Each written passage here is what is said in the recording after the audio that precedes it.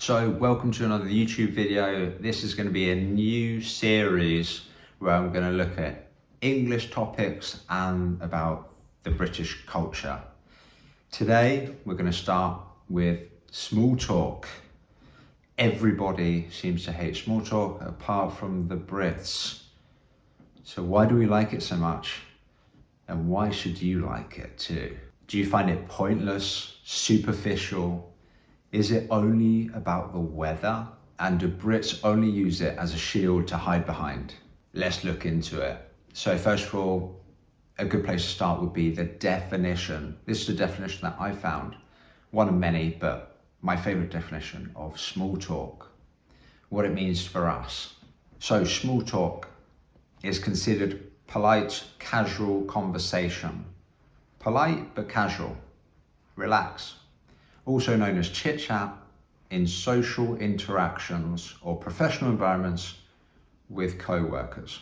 So it's usually with co-workers or in everyday settings with people you don't know or don't know very well. Furthermore, it allows people who may or may not know each other well to converse lightly and make everyone feel comfortable getting to know one another.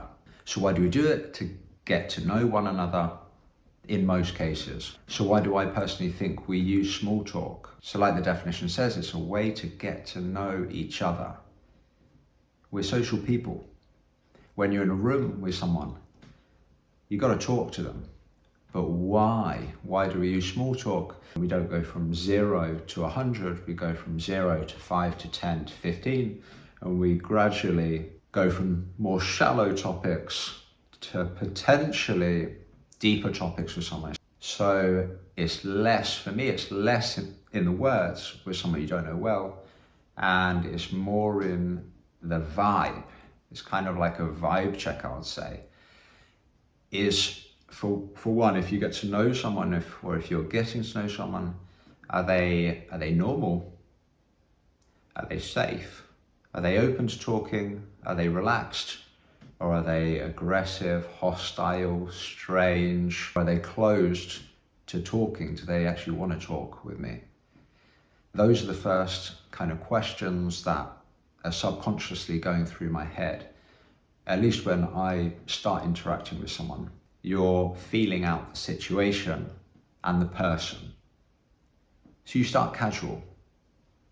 It's easy conversation, and therefore your brain can process the sub-communication, feeling the vibe of the situation. So for example, if you start a conversation, hi, how are you? It's less about the content of what they're saying and a bit more of a tone check.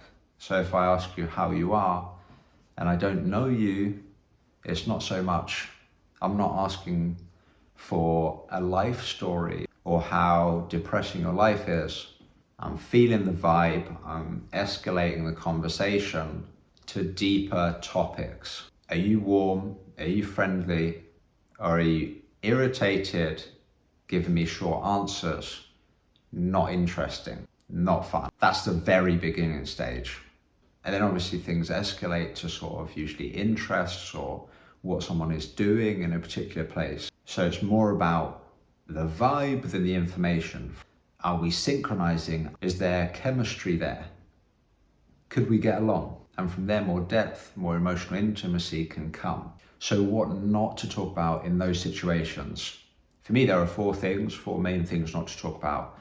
In small talk at the beginning, that's in the first 5, maybe 10 minutes of a conversation, don't talk about big, scary, risky topics. Where you have controversial opinions, it's very high risk at the beginning and a bit unnecessary. 2, don't talk about politics, it's the same kind of thing. It's very high risk, not worth it.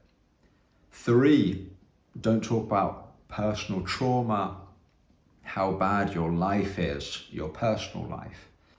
It's a scary topic when you've only known someone for 2, 3, 4, 5 minutes. And the last one, money, is kind of a sensitive topic for us. And even with my close friends, we often don't ask like how much someone earns, and therefore talking about money very quickly is just a bit strange. Like, Why are you asking this? Focus on the questions being gradual in terms of intimacy and depth. Feel the situation. You can describe small talk as kind of a buffer zone from not knowing someone to getting to know someone. It's that in-between level where you have to create that bridge.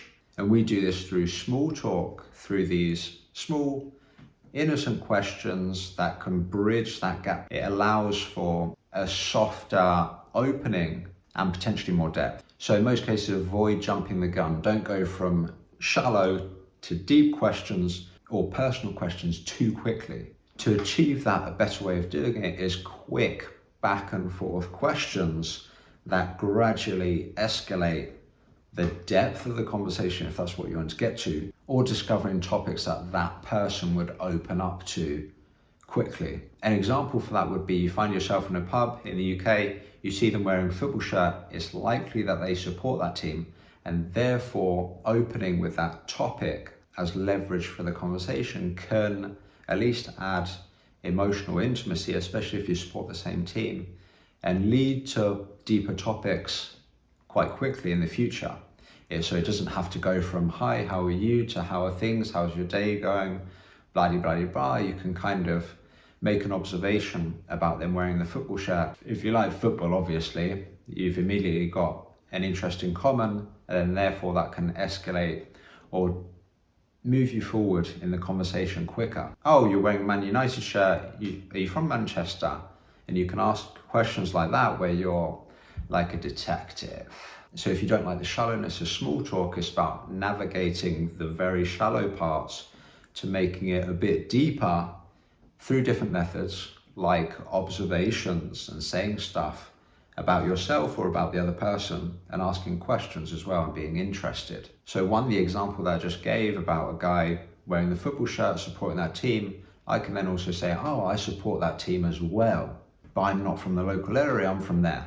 Suddenly he's got more information, some meat to chew on, to move the conversation to more maybe interesting topics and less mundane ones like how are you, how's your day, stuff that you don't really care about so much. So what are you doing wrong? One, you're skipping the warm-up. Do not skip the warm-up.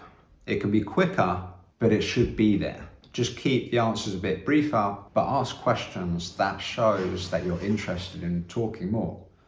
So I can say, how are you? You can say, not bad, thanks. You. And then I'm like, I'm doing well. What are you up to today? And then that quick back and forth, short answers, you're not stretching it out. You're not giving full details. And then therefore you can escalate more quickly. That person's answering and asking me the question back. They're interested in talking more. 2, you're answering too directly, at least too soon. Remember what I said, it's not an information exchange. Why are you exchanging important information with a stranger? It's more a vibe check, especially the how are you and the how's your day going, that kind of thing. Have fun a bit, let your hair down. And that's probably because you're taking the questions too literally, some of them.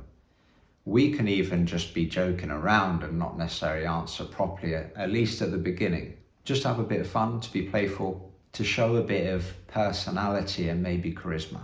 So do not, when someone says, how's your day going? Oh, I'm super stressed, I've got some deadlines and I don't know if I'm going to meet them. It's not grammatically the wrong answer, it's just a bit, you're not reading the room right.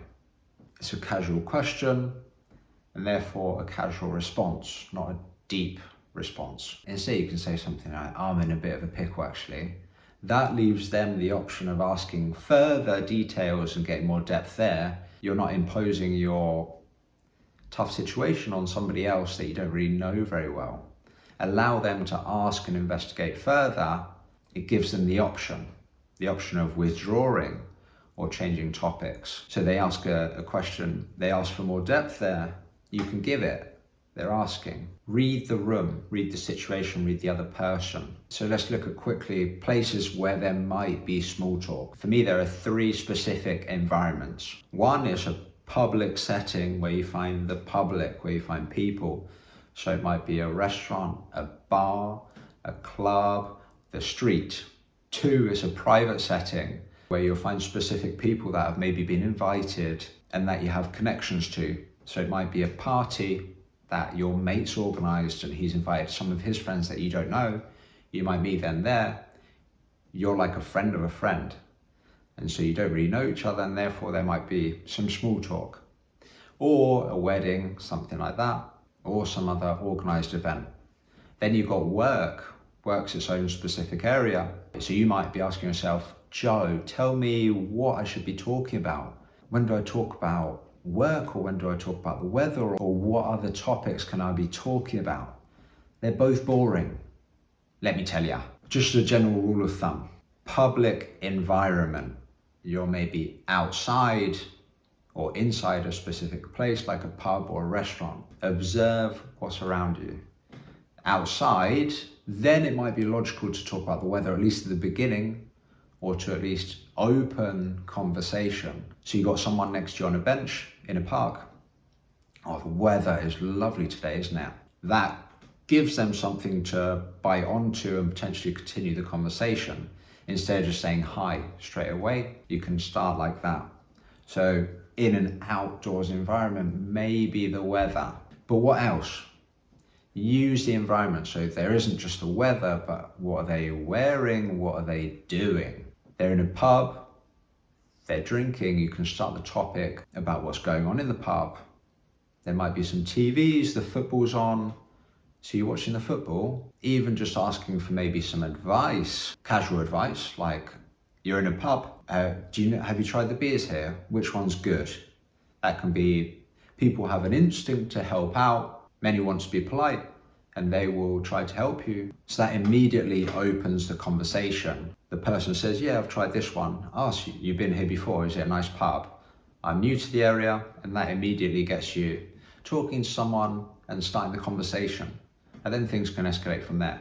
So use your environment in public settings. In a private setting, talk about the weather would be not cool.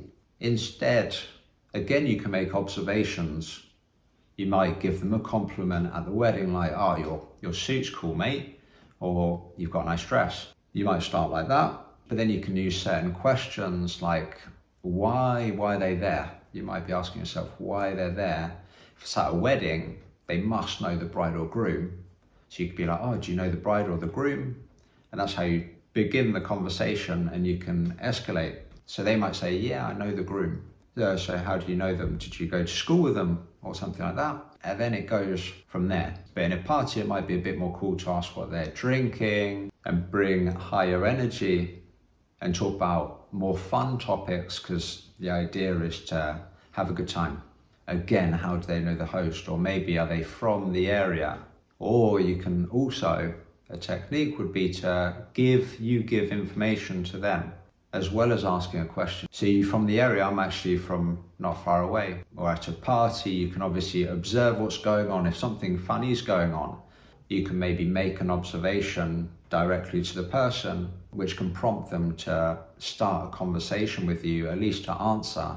And then you can ask further questions from them. If they know where the toilet is, maybe things like that, and like to have and give knowledge, and therefore starting that way is a great way to at least begin the conversation. Then from there, you can escalate things maybe a little bit quicker because you have some commonalities between the two of you. Like you're probably at the wedding because you know someone. You're probably not just a complete stranger to everybody there. So you've got some connection in a way, and therefore it's a bit more normal to escalate the questions to be a little bit more private, like how do you know those people? But it has to make sense logically. It can't just be a random question that's private. And then at work, what do you talk about? Obviously you can talk about work, like, oh, I think I've seen you around. Do you work in that department? Cool, I work over there. Easy, you're in the conversation, and from there you can ask some other questions. Be curious about them. Otherwise, a common one is the weather. That's just like a default. If you can't find anything else to start the conversation on, maybe the weather.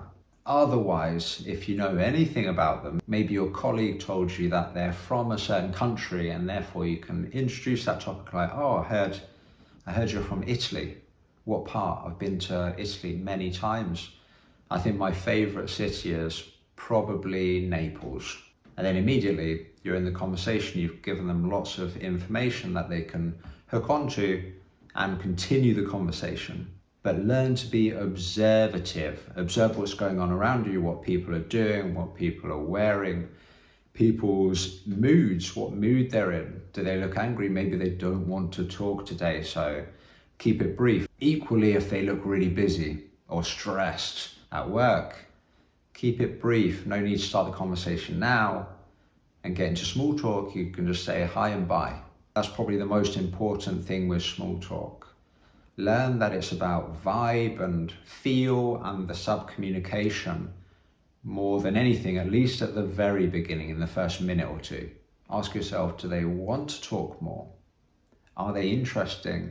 Are they cool? Do I want to get to know them more? And then go from there. So no, it's not just about the weather, and it can be really uncool to start talking about the weather unless maybe it's outside and you're first getting to know them there.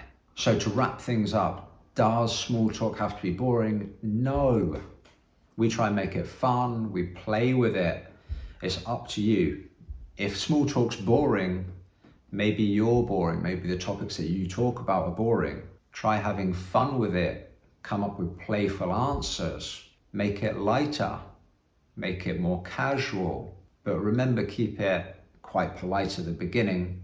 You are the master of your own destiny. So when you use small talk, you make it fun. Talk about less dry topics. So make observations that are more interesting. Ask more interesting questions about them and treat the conversation lightly, like it's a bit of fun, and then it might feel a bit less boring to you. So if you've got any more questions about this topic, you can comment below. I hope you found it useful, interesting. If so, like the video, subscribe, and I'll see you in the next one.